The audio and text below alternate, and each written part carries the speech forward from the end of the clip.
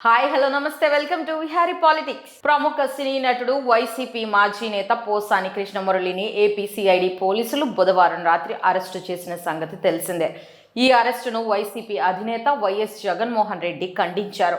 ఈ మేరకు గురువారం ఉదయం పోసాని అరెస్టుపై స్పందించిన జగన్ అరెస్టును ఖండిస్తున్నట్లు ప్రకటించారు. అంతేకాకుండా పోసాని సతీమణికి జగన్ ఫోన్ చేశారు. పార్టీ మీ కుటుంబానికి అండగా ఉంటుందని ఆందోళన చెందాల్సిన అవసరం లేదని ఆమెకు జగన్ చెప్పారు.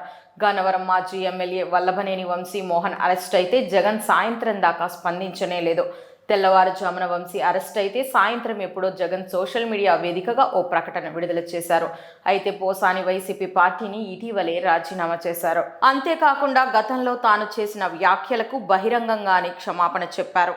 ఇకపై రాజకీయాల జోలికి రాబోనంటూ వేడుకున్నారు కూడా. మొత్తంగా రాజకీయాల్లోకి వచ్చి తాను ఇబ్బందుల్లో పడిపోయానన్న భావన వచ్చేలా పోసాని వ్యాఖ్యలు స్ఫురించాయి.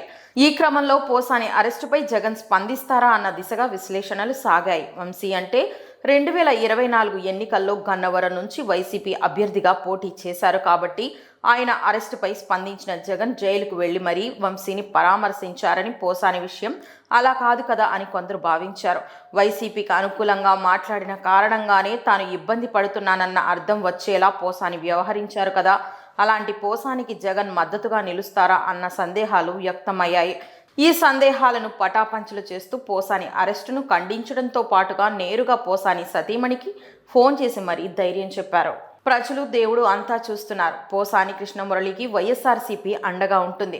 మేమందరం మీకు తోడుగా ఉంటాం. పార్టీ తరపున న్యాయవాద సహాయం అందిస్తాం.